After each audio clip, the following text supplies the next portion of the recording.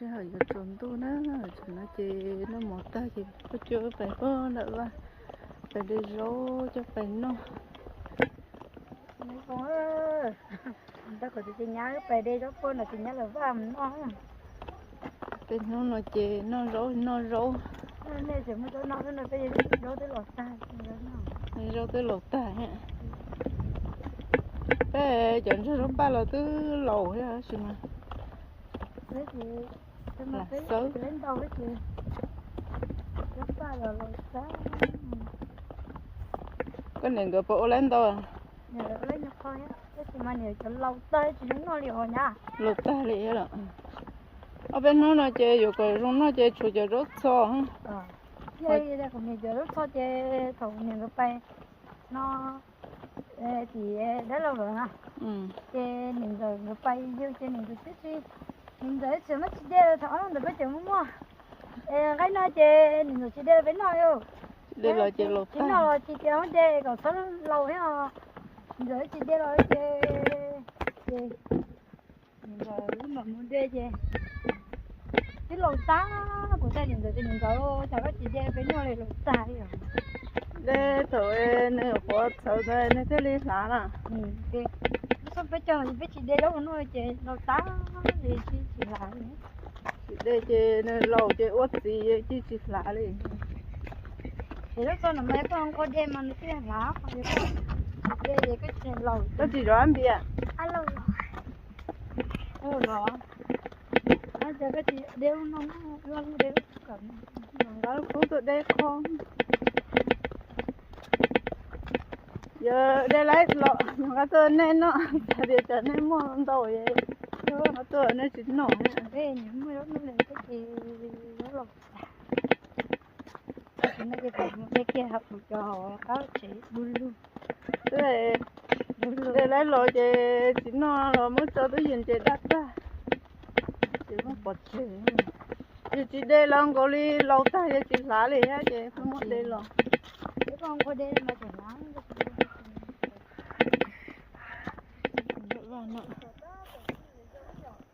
người dân cho nó chơi liệt ta tốt gì rau lâu lâu nó tôi rất phải chửi lá hết à phăng đây à đây cho tôi chơi đây đây có rau đây rau mông rồi đây rau khử này cho liềm nó bọc khử tàu đi ở rau khử ở bên nó cũng chỉ tôi dư đi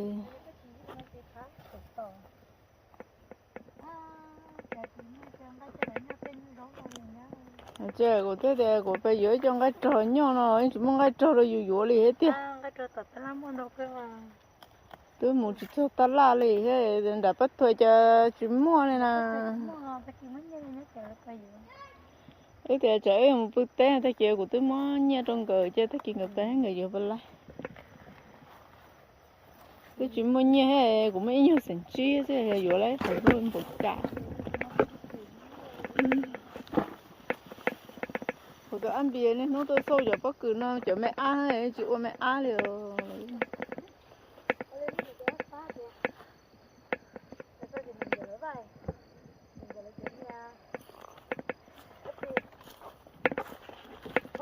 tá thì cho phá thì mình đó cha cho bữa ta lỡ nó muốn nộp ta nó cho nên chụp của nó đi rồi thì nó ai vợ nhìn rồi nó nộp ta cho nó nhưng muốn nộp ta ngon nhưng mà nó ta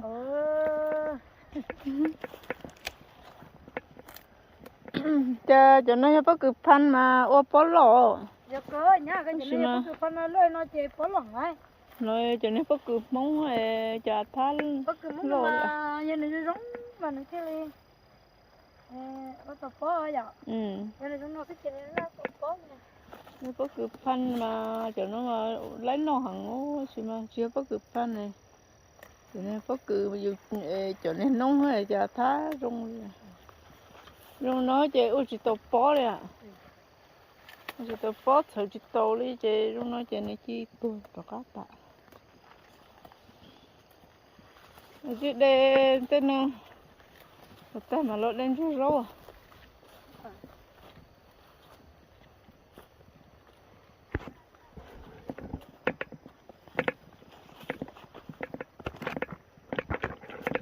cái gì muốn tay lấy cho lú là ô nó chỉ bớt chạy nó ô của cho tổ bồi chạy nhớ tổ à sư chưa muốn chơi lo tổ nó tới đấy vô tới đấy vô gì mà nhớ tổ à sư lô chưa lọt thổ chưa lọt đồ chơi chưa muốn chơi lo tổ nó tài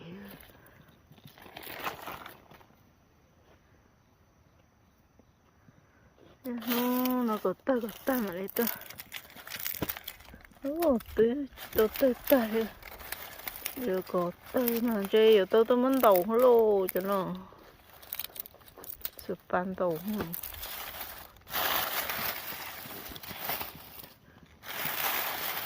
biết nó ốp bên nó héo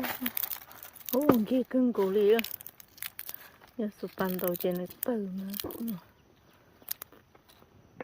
này giờ này nó cho mà lấy tơ đâu nó rồi mình chẳng sao hậu rồi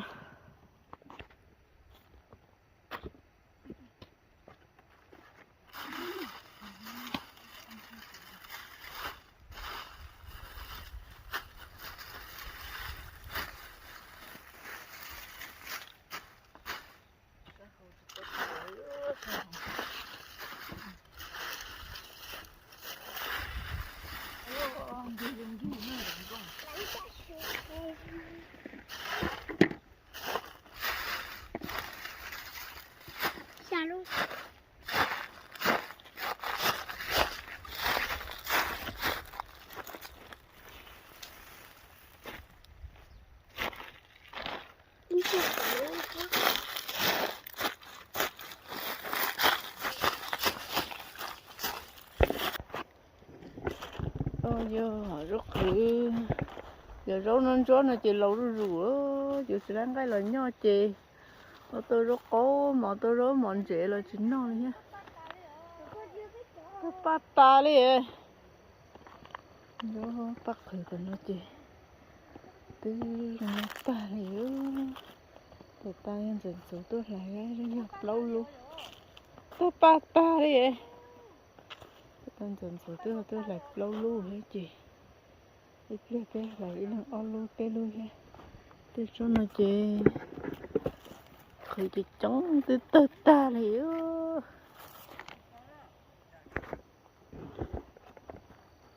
cái nồi từ ta thì tôi cho rốt khử đi hiểu nó chị từ ba hộp tuổi tôi chỉ tự đấy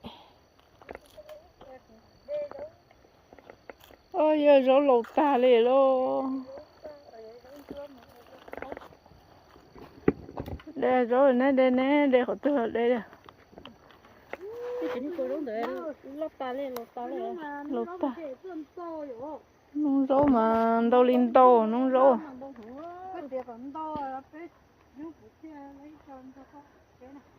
lấy cớ trên này của bài khắc còn lo gì tư nung rau tư tả của một chỉ lên to biết khử nhé chỉ mới nhiều có bún là ua đấy cho này cắm này cũng mới cho cá tua tay này mà đi cho cá lá nữa chờ rung coi chờ rất khử na khử to luôn định tệ ha cho nó chờ bắt to nữa rồi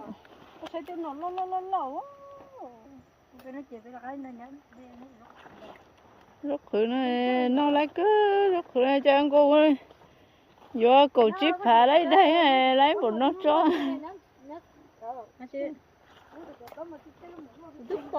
gần thôi cho tôi là chi lo của cho chi mẹ ấy ha Chứ chỉ rút tốt hồ rồi hồ hết cho tổ rồi hết chị. Hay nó. Tổ cổ ấy. Bể cơ hành trình xua cho.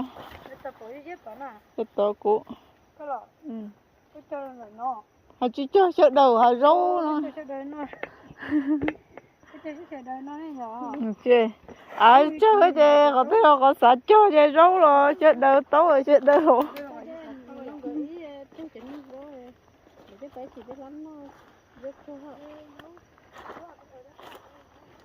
Đây có rốt ba rồi đây họ từ đây.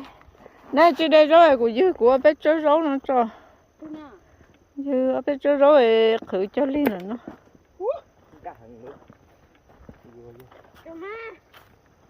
Dư lo dư bé chơi râu cho linh rồi nó cho. Bé chơi nó chơi họ khử chỉ tàu hết lo chỉ tàu hết đi. Dư lo dư bé chơi nó cho gặp giấc của hàng thiết khử tàu ấy. Hơi chơi cái loại đây đó.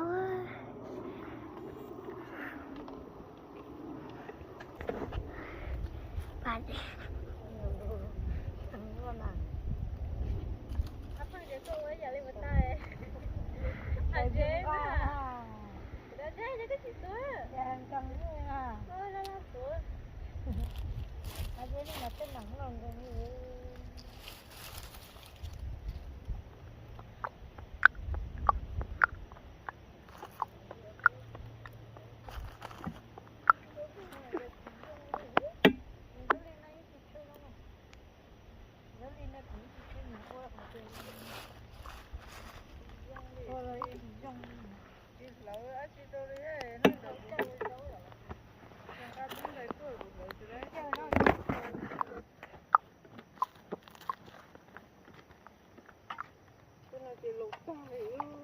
Ai nó bắt cái gì nữa?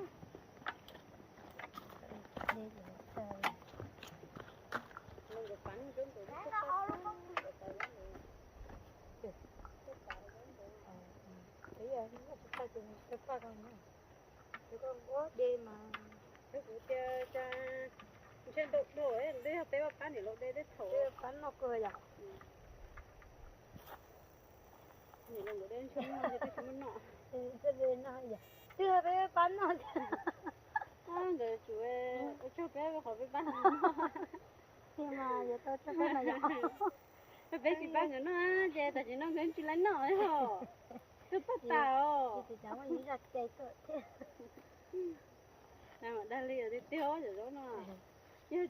bây giờ liệu hai chơi ô tô thay cho nên giống nó thay rồi đấy rồi. Thì dùng đến nó em coi ít nhiêu chơi lâu ông chơi nó. Rồi chơi rồi đó mua mà nhau rồi chơi rất là mua mà. Đúng không? Không có thích chơi à? Mò rồi đi kỹ lửa, mò đi lửa mà. Rồi đi hàng thích chơi đi hàng mà đó là hai chơi lâu ta đi hết. Tàu nó cũng giả hết tàu à. Tàu chơi cái chỗ lấy cho nó xin chứ hả rồi. Đúng rồi, nhớ sợ lời nhớ sợ giờ tàu lâu ta nhớ sợ chị của. Tôi cho chạy có chị bao đến nơi nào. Không dùng được khe luôn nè phôi chứ. Còn nhà làm số liệu của chị tôi đây lấy không cho bên ngoài. Chị bao đến tí chỗ tàu này chơi lâu ta lên nào. Ôi dồi. Dùng nè phôi chà nào. Thế giờ làm số cái tới là tiền. Cái này tàu ấy, năm tàu ấy, cái là chuyện đến nào. Thế hết tôi mới đến nào. Tôi chỉ bé ở đây nó y dâu kia ha. Chú hả có tôi để đi ở chỗ bên trong này tôi tưởng nó. Nhá cái chị đi tàu lúc nó mà nhá.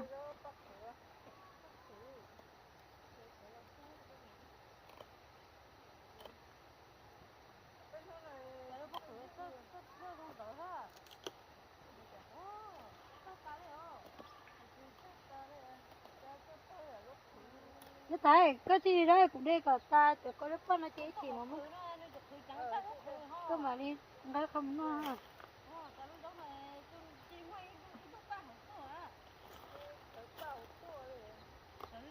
đi lâu đâu trên nó có phá không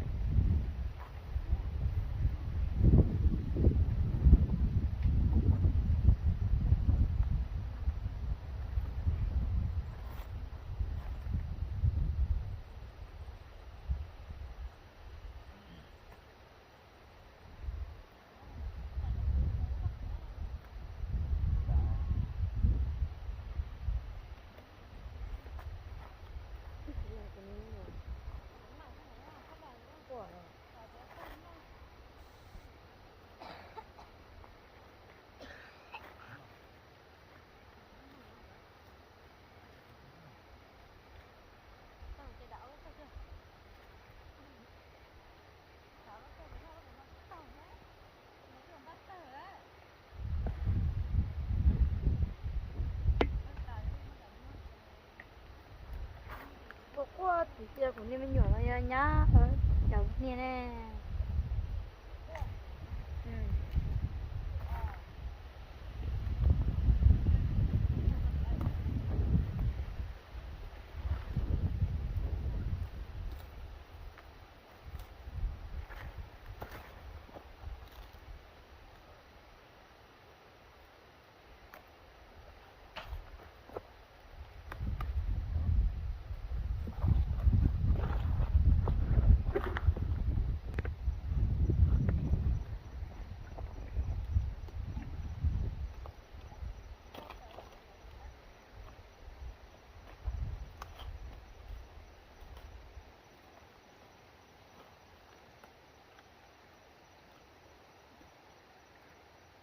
nhá này từng đi ta đi rồi nhá Rồi nó. Ơi chơi gì vậy? có cái mồi đi được hả Rồi tới chưa rồi nói sửa dư ở lửa tới lửa. cái này xài trong cơ rồi Cái chị tôi dư rồi sửa cái tờ tới há rồi nó dễ với chị tôi dư thằng đấy à. Cái tờ há rồi nó dễ đi lâu chim mà cái tờ xuống đi.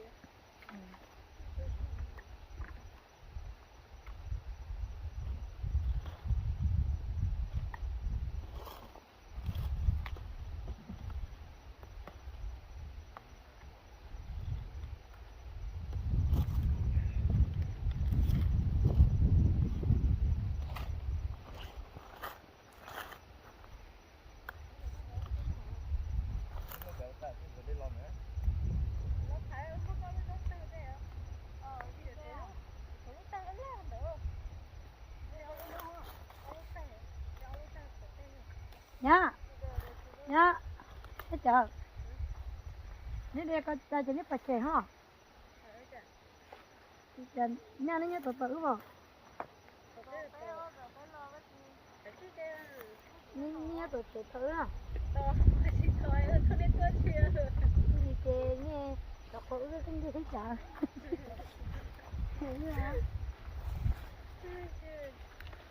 nhá yêu gì chân nó chết chờ nó sợ nó là đúng đó một cái cơ chết nào mà chết có chơi thì chờ đấy nhá Chứ chứ bọn nó bé mình đã chờ là hôm bia chờ chỉ là bữa thì còn có thâu bé lo của bữa phải chỉ là bữa thì nhá có thâu bé mù mà có tiếng hút thâu chỉ là chào ha chào từ từ chỉ sai rồi chả nào quá chứ tôi cho mấy cho tổ giết cá nó anh nói cho nó cho nó tổ cho cá liền hết rồi nó cho nó tổ nó cho nó tổ cho cá liền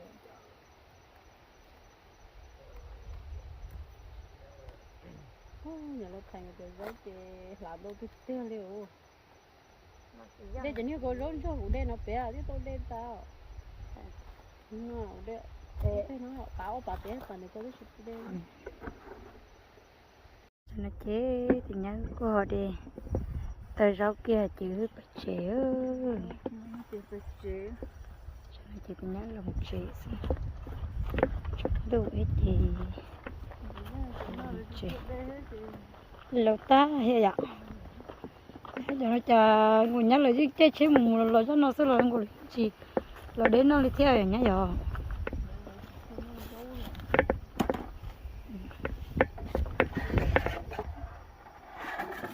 thế nhớ cái trong này thì là một chế sớm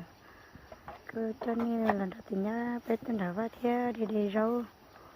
sau đó này cô thế là thế thì cô cho nên chụp phong trào ít xóa lần sụt tù để mà xin chỉ trả lời lúc sợ chia đó nó cái mà xin chỉ đồ nhớ không đó